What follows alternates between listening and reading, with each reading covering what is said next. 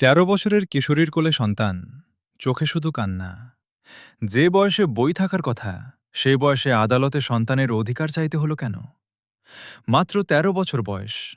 যে হাতে থাকার কথা ছিল স্কুলের বই, সেই হাতেই জড়িয়ে আছে ৭ মাসের এক পুত্র সন্তান। যে মুখে থাকার কথা ছিল হাসি আর হাজারো স্বপ্ন, সেই মুখে আজ ক্লান্তি, ভয় আর দীর্ঘশ্বাস। ঢাকার হাজারীবাগ এলাকার বাসিন্দা অনামিকা আক্তার জুঁই এখনও নিজেই একটি শিশু।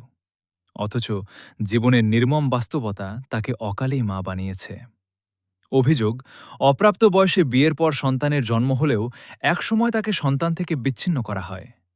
নিজের বুকের ধনকে ফিরে পেতে তাকে আদালতের দ্বারস্থ হতে হয়েছে। ভাবুন তো, একটি ১৩ বছরের মেয়ের সবচেয়ে বড় চিন্তা হওয়ার কথা ছিল পড়াশোনা, বন্ধুদের সঙ্গে গিয়ে খেলাধুলা কিংবা ভবিষ্যতের স্বপ্ন।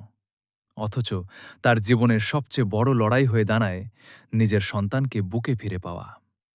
আদালতের নির্দেশে অবশেষে সন্তানের কাছে ফিরে আসে এই কিশোরী মা। কিন্তু প্রশ্ন থেকে যায়, তার হারিয়ে যাওয়া শৈশব কি আর কখনো ফিরে আসবে? যে সময়টা আনন্দে কাটানোর কথা ছিল, সেই সময় কেড়ে নিয়েছে অকাল বিয়ে, মাতৃত্ব আর কঠিন বাস্তবতা। এই ঘটনা শুধু একটি পরিবারের গল্প নয়, এটি আমাদের সমাজের জন্যও একটি সতর্কবার্তা। একটি শিশুর শৈশব কেড়ে নিলে শুধু তার জীবন নয়, ভবিষ্যতের একটি প্রজন্মও ক্ষতিগ্রস্ত হয়।